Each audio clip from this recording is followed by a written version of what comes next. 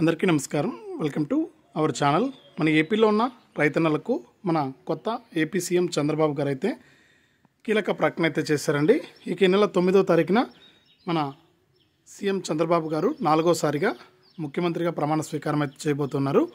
ఇక ఈ ప్రమాణ స్వీకారం చేసిన మొదటి రోజు నుంచే ఏవైతే ఎన్నికల మేనిఫెస్టోలో హామీలు ఇచ్చారో ఆ హామీలను నెరవేర్చడానికి కీలక ప్రకటన అయితే చేశారు. ఇక ఎన్నికల మేనిఫెస్టోలో చూసుకుంటే మన ఆంధ్రప్రదేశ్ రాష్ట్ర వ్యాప్తంగా ఎవరైతే రైతులు ఉన్నారో వారందరికీ కూడా పెట్టుబడి సాయం కింద మనకు రైతులందరికీ కూడా రైతు భరోసా అనే పథకం ద్వారా 20,000 రూపాయలు ఇస్తామని హామీ అయితే ఇవ్వడం జరిగింది.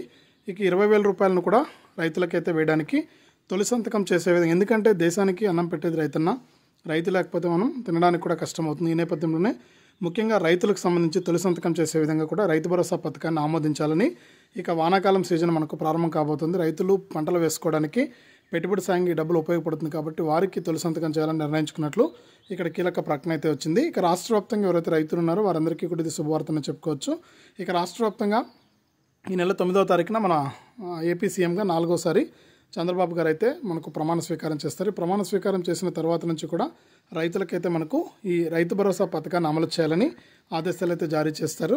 ఇక ఎవరైతే రాష్ట్ర వ్యాప్తంగా రైతులు ఉన్నారో వారందరికీ కూడా గతంలో రైతు భరోసా, పీఎం కిసాన్ పథకాల ద్వారా 13,500 రూపాయలు అందేవి. ఇప్పుడు కేవలం రైతు భరోసా ద్వారానే రైతులకు, ఆంధ్రప్రదేశ్ రాష్ట్ర వ్యాప్తంగా ఉన్న రైతులకు పీఎం కిసాన్తో సంబంధం లేకుండా ఒకేసారి రైతులకు 20,000 రూపాయలు ఇస్తామని సీఎం గారు హామీ ఇచ్చారు. కాబట్టి రైతులకు తొలి సంతకం రైతుల ఫైల్ మీదే ఉంటుందని కూడా కీలక ప్రకటన అయితే వచ్చింది.